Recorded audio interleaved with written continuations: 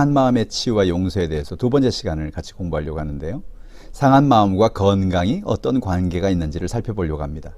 돈 콜버트가 지은 감정치유란 책에 의하면 10년 동안 지속된 연구에 따르면 감정적인 스트레스를 잘 다스리지 못하는 사람은 잘 다스리는 사람에 비해서 40%나 더 높은 사망률을 보였다는 겁니다. 하버드 의대의 연구에 의하면 심장마비를 겪은 후 생존한 1623명의 사람들이 연구를 통해서 감정적인 분쟁으로 분노한 사람이 마음의 평안이 있는 사람에 비해서 2배의 심장마비 위험이 있다는 거예요. 이게 무슨 얘기합니까? 우리가 이렇게 가끔 뭐 TV나 이런 걸 보면 어떤 회장님이 갑자기 어떤 얘기를 듣고 쇼크를 받으면서 머리를 그러면서 쓰러진다든지 가슴을 움켜쥐고 쓰러진다든지 이런 걸 우리가 드라마를 통해서 이렇게 보게 되는데, 여러분 이것은 무엇이에요? 우리의 마음속에 어떤 그런 스트레스, 마음속에 있는 분노, 마음속에 있는 충격, 이런 것들이 다가왔을 때 그 감정적인 스트레스를 잘 다스리는 사람은 오래 살고, 그것을 다스리지 못하는 사람은 심장마비나 어떤 이런 뇌출혈이나 이런 것을 통해서 세상을 떠날 확률이 더 많다는 거예요. 그러니까 중요한 게 뭡니까? 우리가 상한 마음을 잘 다스리고 치유해서 그렇게 살아가는 것이 우리 몸의 건강에도 아주 중요한 원인이 된다는 것입니다. 우리가 또 생각하는 것은 두려움은 1400개가 넘는 육체적 화학적 스트레스의 반응들을 일으키고 30가지 이상의 호르몬과 신경 전달 물질을 분비하게 만든다고 그래요. 그래서 우리가 어떤 마음의 어떤 두려움을 가졌을 때 그 순간에 우리 몸에 수많은 그런 스트레스와 또 안 좋은 호르몬들이 분비되고요. 또 최근에 보고서에 의하면 적개심, 곧 미워하는 마음이죠. 이런 적개심은 흡연이나 높은 콜레스테롤 수치보다 훨씬 더 위험한 심장병 위험이 된다고 그래요. 그런 원인이 된다고 그러죠. 그래서 우리가 이 적개심, 미워하는 마음 이런 것들을 우리가 해결하는 것이 참 중요하겠다는 것을 생각합니다. 아모스 5장 19절에 보면 마치 사람이 사자를 피하다가 곰을 만나거나 혹은 집에 들어가서 손을 벽에 대었다가 뱀에게 물림 같도다 라는 말씀, 내 마음의 벽이라는 책에 있는 내용인데요. 여기 보면은 사람이 사자를 피한다, 또 곰을 피한다, 이런 거는 뭐예요? 사자나 곰은 우리의 외부의 적을 말합니다. 그런데 집에 도망을 가서 아유 살았네, 그리고 벽에 손을 댔는데 벽에서 뱀이 나와서 물어서 죽게 된다. 이 뱀은 뭘 의미하느냐? 우리 마음에 있는 내적인 그런 적, 우리를 공격하는 연약함, 예를 들어서 우리의 인간관계, 또 결혼, 가정, 또는 교회에서의 관계, 사회, 이런 곳에서 사람들에게 고통을 주고 연약함을 주는 마음의 상처를 말하는 것이죠. 여러분, 이렇게 무섭습니다. 바깥에서 대놓고 다가오는 곰이나 사자와 같은 어떤 그런 적이 아니라 우리 안에 있어서, 내부에 있어서, 그것 심지어는 적인지도 모르고 그렇게 마음을 놓고 있을 때 우리에게 다가와서 아픔을 주는, 우리를 넘어뜨리는 그런 것이 우리의 상한 마음이라 할 수 있겠습니다. 우리의 삶에는 예상치 못하는 인생의 폭풍우가 다가옵니다. 그럴 때 우리의 삶 속에 폭풍우가 다가올 때 그 폭풍우는 우리의 삶의 벽을, 마음의 벽을 허물어뜨리게 만드는 거죠. 여러분 여기에 그림에 보면 제일 위에 하나님이고 제일 밑에 다른 사람이고 그 다음에 그 사람이 하나 서 있고 벽이 이렇게 삐뚤삐뚤하게 놓여 있는 거 보죠. 이 벽이 뭐냐? 우리의 마음의 벽이라는 거예요. 이 벽이 곧바로 서 있으면 문제가 없는데 이것이 이렇게 삐뚤삐뚤해서 금방이라도 넘어질 것 같은 그런 상태라는 거죠. 그래서 갑작스럽게 인생의 폭풍우가 다가올 때 이 벽이 허물어질 수밖에 없다는 거죠. 우리의 마음에 어떤 두려움, 분노, 거절감, 집착, 불안정, 이와 같은 것들이 우리의 마음을 무너뜨리는 그런 연약함입니다. 그럼 폭풍우는 뭐냐? 건강의 문제가 다가온다든지, 또 죽음의 문제가 다가온다든지, 이혼의 문제가 다가온다든지, 경제적인 어려움이 생긴다든지, 직업을 잃어버렸다든지, 술, 마약, 어떤 범죄, 이런 것으로 인해서 우리 인생에 어떤 폭풍우가 다가올 때 우리의 마음의 벽이 허물어지고 참 어려운, 큰 어려움을 당할 수밖에 없는 거죠. 우리가 이런 마음의 상한 마음을 가지고 살아가는 것이 왜 어려우냐? 유아기에 있었던 어떤 그 마음의 상처들, 상한 마음은요, 나중에 그 사회적인 증상을 나타낸다는 거예요. 어렸을 때 마음에 가지고 있던 간직한 분노는 나중에 범죄로 갑니다. 마음속에 있는 분노가 해결되지 않을 때 분노가 점점 커져서 나중에는 살인을 하고 하는 어떤 이런 범죄로 간다는 거죠. 또 마음속에 어떤 어떤 것에 대한 부정을 하고 또 공상을 갖던 그런 것들은 결국은 나중에 성격적인 장애로 다가오는 경우가 많고요. 또 잃어버린 어떤 것에 대해서 자꾸 재결합을 하려고 하는, 부모를 잃어버리고 또 아버지를 잃어버리고 사랑을 잃어버린 어떤 그것을 자꾸 재결합을 하다 보니까 나중에 결국은 그것이 소유욕이 된다는 것. 또 사람들 마음속에 죄책감으로 고통받는 사람이 있죠. 이런 죄책감은 결국은 내적으로는 우울증을 가져오고 또 외적으로는 범죄를 가져올 수 있다는 겁니다. 마음속에 두려움이 있는 사람은 그 두려움이 해결되지 않으면 계속해서 결국 나중에 신경증 혹은 노이로제로서 발전될 수 있는 것을 볼 수 있고요. 충동적인 변화 이런 것이 해결되지 않으면 결국은 정신 또 신체 장애를 가져오는 것을 볼 수 있습니다. 자꾸 어린아이로 돌아가려는 퇴행 반응 이런 것들이 유아기에 계속 있다고 한다면 그것이 결국 나중에 정신 이상으로 나타날 수 있다는 것입니다. 그래서 우리가 이 어린 시절에 유아기에 우리 마음에 있는 어떤 거절감, 분노 이런 것들을 우리가 해결받고 치유받는 것이 중요하다는 것입니다. 성경은 우리의 상한 마음의 밭을 기경하라고 얘기하죠. 누가복음 8장 11절로 15절에 보면 이 비유는 이러하니라. 씨는 하나님의 말씀이요 길가에 있다는 것은 말씀을 들은 자니 이에 마귀가 가서 그들이 믿어 구원을 얻지 못하게 하려고 말씀을 마음에서 빼앗는 것이요. 바위에 있다는 것은 말씀을 들을 때 기쁨으로 받으나 뿌리가 없어 잠깐 믿다가 시련을 당할 때에 배반하는 자요. 가시떨기에 떨어졌다는 것은 말씀을 들은 자이나 지내는 중 이생의 염려와 재물과 향락의 기운이 막혀 온전히 결실치 못하는 자요. 좋은 땅에 있다는 것은 착하고 좋은 마음으로 말씀을 듣고 지키어 인내로 결실하는 자니라 그랬어요. 여러분 여기에서 이 마음에 대한 얘기 계속 나오죠. 그래서 하나님의 복음의 씨앗이 떨어졌음에도 불구하고 그 마음밭이 길가와 같으면 결국은 그 씨앗을 새가 와서 먹어버리기 때문에 말씀을 빼앗긴다는 거죠. 또 바위 위에 떨어졌다는 것은 뭡니까? 우리가 말씀을 들을 때는 기쁨으로 받지만 뿌리가 없어서 잠깐 믿다가 시련을 당할 때 배반하게 되는 그런 마음 상태. 또 마음에 씨앗이 떨어졌는데 그것은 가시떨기 같은 마음은 뭘 말해요? 이생의 염려와 재물과 향락의 기운이 있는 그런 가시떨기 같은 거죠. 그래서 씨는 부러졌지만 결국 그것이 열매를 맺지 못하게 된다는 것입니다. 좋은 땅에 떨어진 씨는 그 말씀을 듣고 지키고 인내로 결실하여서 좋은 열매를 맺는 것을 말하는 거죠. 그래서 우리가 어떤 마음의 밭, 어떤 마음이냐에 따라서 똑같은 복음을 듣고 똑같은 말씀을 듣고 달라진다는 거예요.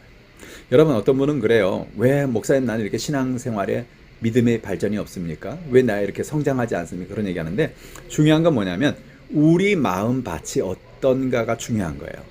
우리 마음밭이 길가와 같거나 바위나 가시떨기 같으면 말씀을 내가 들어도 말씀을 읽어도 그때 그 순간에는 은혜를 받은 것 같지만 그러나 결국은 넘어지고 쓰러질 수밖에 없는 그런 존재가 되는 거죠. 근데 좋은 땅이 있다는 건 뭐예요? 우리가 말씀을 받아들일 때 그 마음밭이 말씀을 듣고 지키고 인내할 수 있는 그런 마음밭, 말씀을 사모하는 마음밭. 그래서 마음에 있는 어떤 염려, 또 근심, 마음에 있는 스트레스, 이런 딱딱한 길가와 같은 어떤 그런 굳은 마음, 이런 마음이 아니라 부드러운 마음, 하나님 말씀을 듣고 그 말씀을 따라서 살아갈 수 있는 마음, 그런 마음을 가지려면 어떻게 돼요? 우리의 마음속에 상한 마음이 치유돼야 되겠다 하는 얘기를 하는 것입니다. 우리의 권위자는 누굽니까? 우리의 권위자가 하나님일 때와 인간일 때가 다르다는 거예요. 여러분 보면 이 하나님일 때는 선이 곧게 돼 있죠. 이걸 바로 다림줄이라고 그러는데 이 다림줄은 벽을 지을 때 그 벽을 만드는 사람들이 위에서 아래로 벽을 수평해 보이기 위해서 그 줄과 수직이 되게 하기 위해서 그래서 이렇게 줄을 쭉 내려놓죠. 밑에 추가 달렸고요. 그래서 그 추가 달린 그 끈 옆으로 바짝 붙여서 건물을 지면 건물이 똑바른 벽이 되는 것입니다. 그런데 이것이 예를 들어서 이 줄이 왼쪽에 있는 것처럼 사선으로 가 있다면 그 사선에 맞춰서 벽돌을 쌓아야 되겠죠? 그러면 결국은 그 벽은 나중엔 허물어질 수밖에 없는 벽이 된다는 거예요. 무슨 얘기입니까? 우리의 그 마음의 벽을 옆에서 기도가 인도하고 있는 그 줄이 하나님이라고 하는, 그 하나님 뭐예요? 사랑과 용납이라는 그런 것에 의해서 그 줄을 두고 있다면 우리가 바른 마음밭을 만들 수 있지만, 마음 벽을 만들 수 있지만, 그러나 인간이 미움과 거절이라는 그런 줄은 사람들 생각에는 곧바른 줄 같은데 곧바른 줄이 아니고 사선이라는 거예요. 그래서 그 사선에 맞추어서 돌을 쌓을 때 결국은 그 벽은 허물어질 수밖에 없는 벽이 된다. 나의 권위자가 하나님일 때는 사랑과 용납을 가지고 우리는 살게 되고, 나의 권위자가 인간일 때는 미움과 거절의 마음을 가지고 살 수밖에 없다는 거예요. 그래서 여기서 중요한 공식이 하나 나오는데, 나 빼기 사랑은 아무것도 아니라는 거죠. 우리가 당신은 사랑받기 위해 태어난 사람, 그런 찬양처럼 우리는 하나님의 사랑을 받기 위해 태어났고, 하나님의 사랑을 받고 용납을 받을 때 건강한 마음을 가지고 살게 되고, 반대로 사람들에게서 미움과 거절을 받고 인생을 살아갈 때 우리는 나도 모르게 삐뚤어진 그런 잘못되어진 마음밭을 가지고 산다는 것을 기억해야 합니다. 자, 그러면 우리의 상한 마음의 대표적인 것으로 생각해 본다면, 우리 상한 마음의 대표적인 건 뭐냐? 거절감이라는 것이 있습니다. 이 거절감은 뭐야? 말 그대로 과거에 거절받은 아픈 감정이 나타나는 것이죠. 대부분의 상처의 출발은 바로 이 거절감에서 출발합니다. 상한 마음의 그런 마음을 가진 사람들은 쉽게 거절감을 느껴요. 그래서 이 거절감을 가진 사람들은 어렸을 때 분명히 이렇게 내적 맹세를 잘합니다. 예를 들어서 나는 절대로 멋멋을 하지 않을 거야 라고 맹세합니다. 어떤 사람이 나는 절대로 아이를 낳지 않을 거야. 왜? 자기가 자랄 때 그 집에서 아이들이 너무 많아서 엄마가 자기를 잘 돌보지도 않고 아버지가 자기를 잘 돌보지도 않고 사랑하지도 않고, 그래서 이렇게 아이가 많으면 뭐해? 아이가 많으면 이렇게 어렵잖아? 그러니까 난 아이를 절대 낳지 않을 거야 라는 어떤 그런 자매님이 있었어요. 그런데 문제는 뭐냐? 이분이 어렸을 때 나는 절대로 아이를 낳지 않을 거야, 아이를 낳지 않을 거야 하는 그런 맹세 속에서 자기도 모르게 결혼을 했는데 아이가 안 생기는 거예요. 결혼을 했는데 불임이 온 거예요. 아무리 몸을 체크를 해봐도 신체적인 신체 검사라든지 문제가 없어요. 그런데 왜 아기가 생기지 않을까? 중요한 것은 그 마음 속에 있는 자신의 내적 맹세가 자기의 몸을 그렇게 만들어가고 있는 거예요. 그래서 여러분, 중요한 게 뭡니까? 우리가 마음의 상처를 받아서 나도 모르게 어떤 그런 내적 맹세를 하고 나는 뭐뭇하지 않을 거야, 나는 뭐뭇할 거야 라는 어떤 그런 마음이 우리에게 아주 강한 그런 영향을 끼친다는 것을 알 수가 있게 됩니다. 거절감을 갖게 되는 가장 큰 원인을 본다면 아담과 하와의 원죄, 그죠? 그래서 하나님으로부터 버림받았다는 그런 거절감의 마음을 가지고 있겠고요. 또 가정에서 여러 가지 경쟁적인 환경, 이런 것을 통해서 경쟁에서 항상 모든 게 다 이기는 건 아니니까 거기서 또 거절감을 받을 수 있겠고요. 또 부모님이 상처가 많은 부모님인 경우에 그 부모님이 자신도 모르게 자녀들에게 거절감을 줄 수 있어요. 왜? 부모님 마음속에 이미 상처가 많아서 자녀에게 거절감을 주고 싶지는 않지만 자기도 모르게 그렇게 자녀들에게 아픔을 주고 상처를 줄 수 있다는 거죠. 원하지 않는 성별의 자녀를 가졌을 때 그 자녀는 태중에서부터 거절감을 느낄 수가 있습니다. 아들을 원했는데 물어보니까 딸입니다 라고 말했을 때 거기서 오는 어떤 거절감, 낳기도 전에 마음에 오는 어떤 그런 상한 마음, 그런 마음이 아기에게, 태중에는 아기에게까지 전달이 된다는 거죠. 지나치게 권위적인 그런 아버지나 신경질적인 어머니로 인해서 거절감을 느끼는 경우도 있어요. 아버지가 너무 지나치게 권위적이어서 아이들과 대화도 없고 무섭고 그런 아버지. 왜 그렇습니까? 그 아버지가 나를 사랑하지 않는구나 라는 그런 마음을 느끼는 거죠. 또 신경질적인 어머니는 툭 하면 화내고 울고 짜증내고, 그런 속에서 아이들은 뭘 느껴요? 어머니가 나를 사랑하지 않는구나, 나를 기뻐하지 않는구나, 그런 걸 느끼는 거죠. 그래서 거기서 거절감을 느끼는 거예요. 반대로 부모님이 너무 또 과잉보호를 하면 자녀는 결국은 스스로 아무것도 할 수 없게 됩니다. 어머니가 알아서 방학 숙제도 해줘요, 집에 오면 집에 숙제도 어머니가 알아서 다 해줘요. 너는 그냥 집에서 쉬어라. 아무것도 안 해도 된다. 이렇게 나간다면, 이렇게 과잉보호한다면 결국 이 아이는 학교에 가서 아무것도 스스로 힘으로 할 수 없겠죠. 그래서 거기서 그런 거절감을 느낄 수가 있습니다. 또 부모님이 자녀들을 키우면서 자녀들 가운데 편애를 통해서 거절감을 느낄 수 있죠. 우리가 잘 아는 대로 창세기에 요셉의 가정에 보면 요셉이 아버지에게서 편애를 받죠. 근데 나머지 형제들은 거기에서 깊은 상처를 받는 것입니다.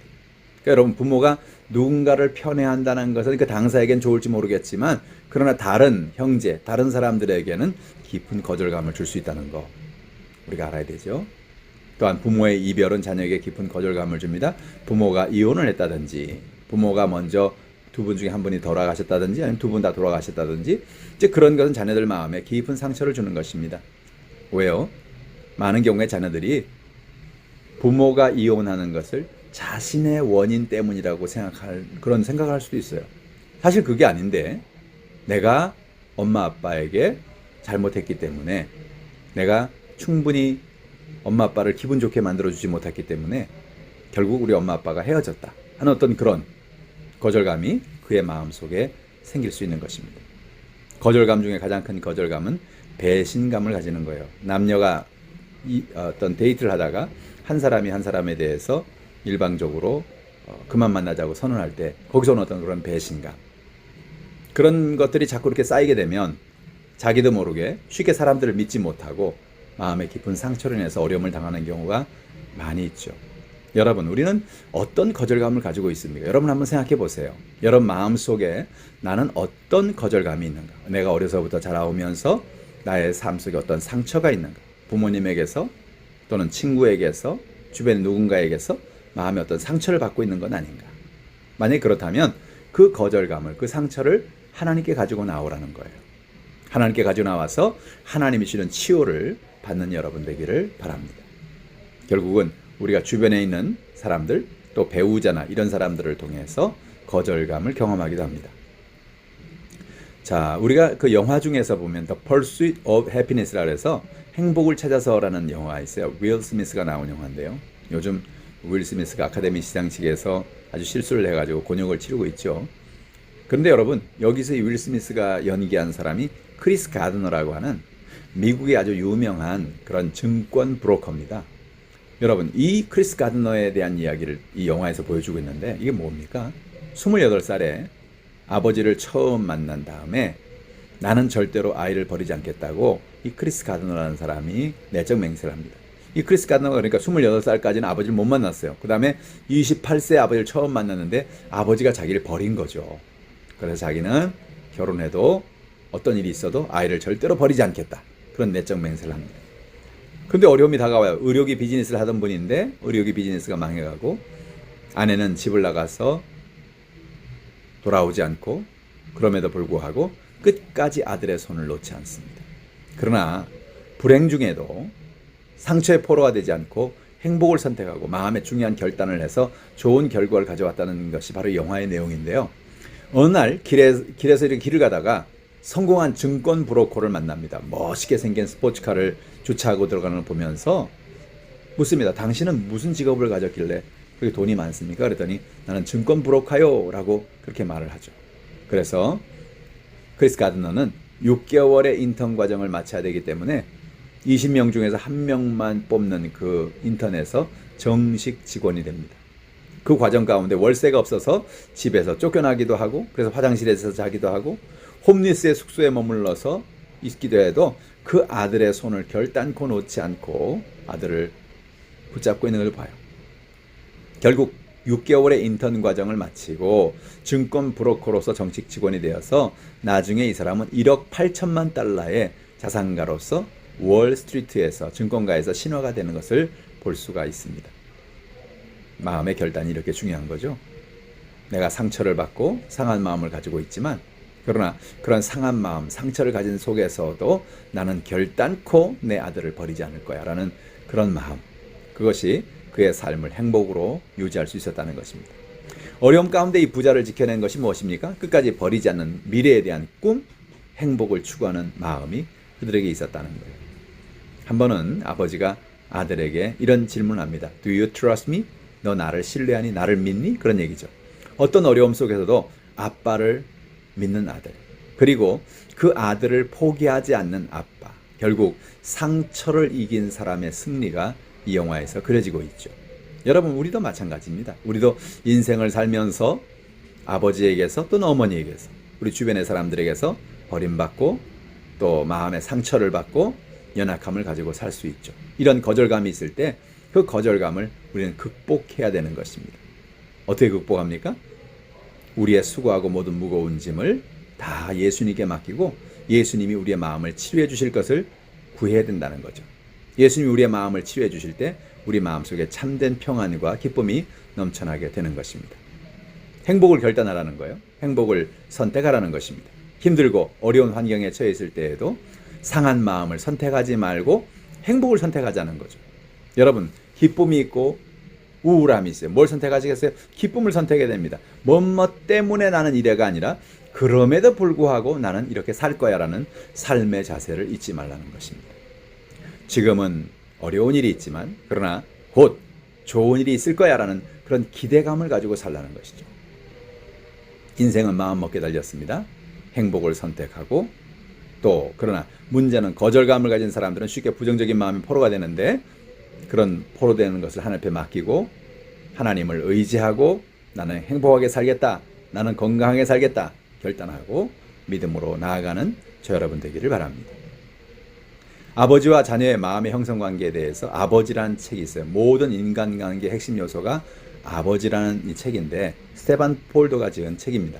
이 내용에 보면 5종류의 아버지 유형이 나와요. 첫 번째는 성취지상주의형입니다. 이런 아버지는 늘 좋게 보이고 무엇보다 이기는 것이 중요하다고 아이들에게 말하죠. 자녀가 평균 이상의 성적을 받을 때에만 아버지가 반응을 보입니다. 외모와 성공을 강조하고요. 자녀들은 본인의 일에 무관심하거나 남을 배려하는 마음을 갖지 못하는 것이죠. 왜? 성공해야만 반응이 오니까. 자기도 모르게 그런 마음을 가지고 사는 것이죠. 또 시한폭탄형 아버지가 있어요. 자신의 분노를 자녀와 아내, 동료, 그리고 세상을 향해서 계속해 터뜨리는 거예요. 시한폭탄이 언제 터질지 모르죠. 언제 화가 터질지 모르는 그런 아이들의 마음속엔 만성적인 감정 폭발에 끊임없이 노출됩니다. 한마디로 아버지는 소리 지르는 사람이고 자녀들은 정서적인 불안감을 느끼며 살고 혼란과 두려움으로써 믿음을 갖지 못하는 것입니다. 아버지의 마음 자세가 이렇다면 자녀들에게 큰 아픔과 어려움을 줄 수 있죠. 또 수동형의 아버지입니다. 일에 대한 헌신이나 정직과 책임감을 중시하고 직업을 평가할 때 안전성을 가장 중요하게 여깁니다. 자녀나 동료, 친구들에게 파괴적인 행동이나 학대하는 말을 하지도 않고 생각하지도 않아요.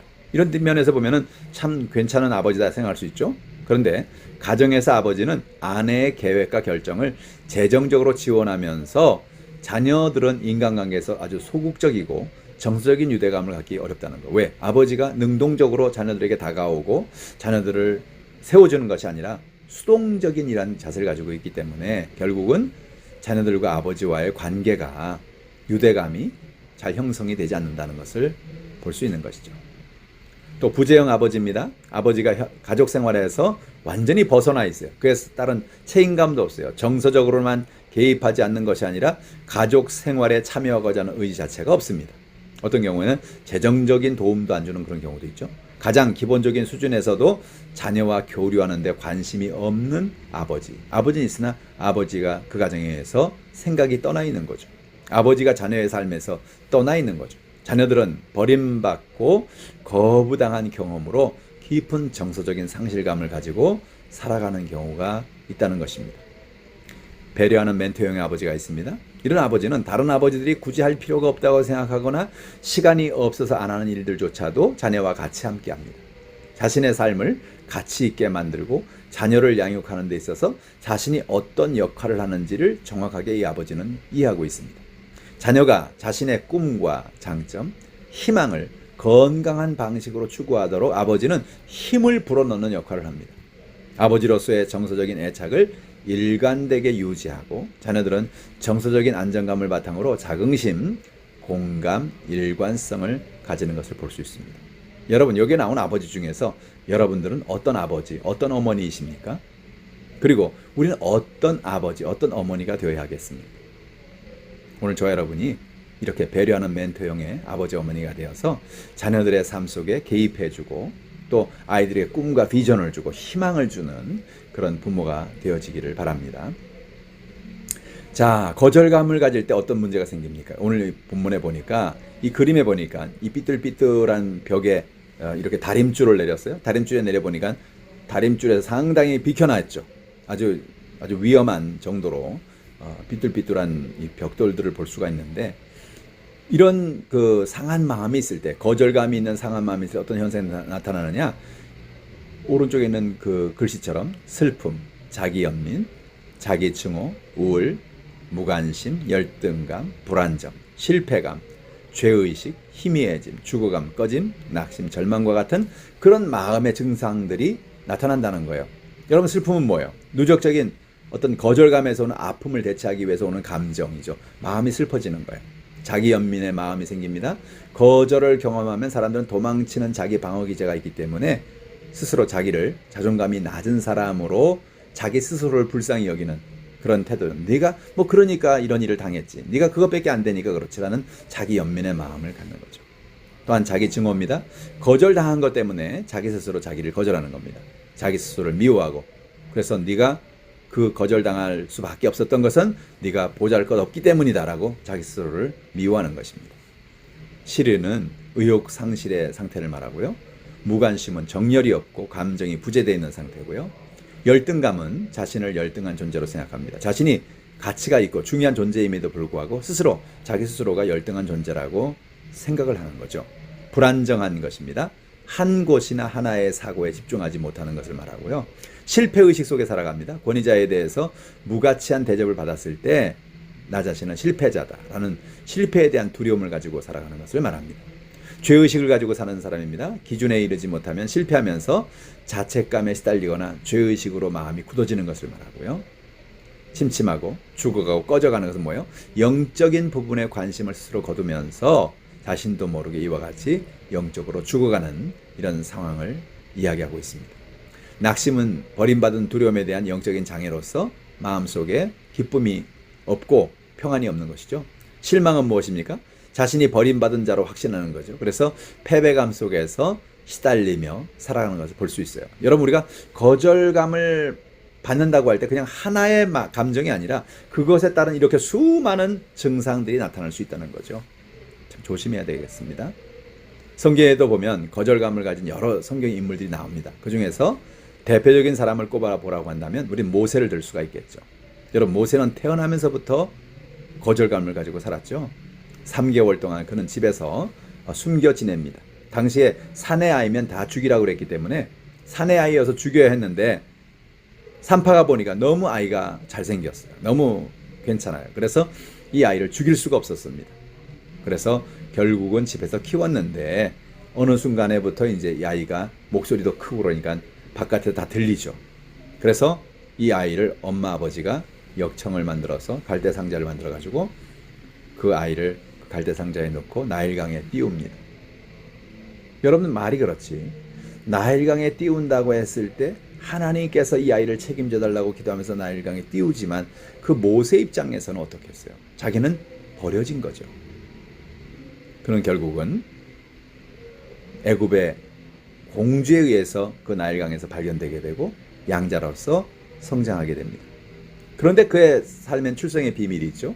애굽에서 다른 사람들 보면 원래 애굽 사람들, 이집트 사람들은 피부가 다 까무잡잡해요. 그런데 이스라엘 사람들은 피부가 하얗거든요. 그러니까 자기가 애굽 사람 속에 속해 있지 않는다는 것을 모세는 깨닫게 됩니다. 그리고 결국은 애굽인들이 이스라엘 백성들을 차별하는 속에서 자라는 걸 보면서 그의 마음 속에도 많은 거절감, 많은 상처를 그는 쌓게 됩니다. 결국 모세가 40세에 애굽 사람이 이스라엘 백성을 때리는 걸 보고 그걸 말리다가 애굽 사람을 죽이게 되죠. 그리고 거기 마음에서 오는 그 어떤 그 분노로 인해서 자기 스스로를 컨트롤할 수 없는 그런 지경에까지 이르게 됩니다. 결국 그는 그 애굽인을 죽이고 나서 미디안으로 도망을 쳐서 미디안 광야에서 생활을 하게 되는 것이죠. 여러분, 왜 그런 일이 생겼습니까? 모세의 마음속에 있는 그런 거절감 때문입니다. 버림받은 마음. 버림받은 마음의 문제가 뭡니까? 버림받은 마음은 또 다른 분노를 만듭니다. 그래서 그 분노가 때로는 사람을 죽이기도 하고 어떤 문제를 만들기도 한다는 거죠. 그래서 우리가 이런 상한 마음이 치유돼야 하는 것입니다. 거절감과 같은 마음이 치유돼야 되는 것입니다. 저 여러분이 이번 이 시간에 우리가 이 거절감에 대해서 공부했는데요. 여러분 마음속에 어떤 상한 마음, 어떤 거절감이 있든지 하나님께 그 모든 거절감을 내려놓고 여러분 마음이 치유되어서 하나님 은혜 가운데 평강 가운데 살아갈 수 있기를 바랍니다.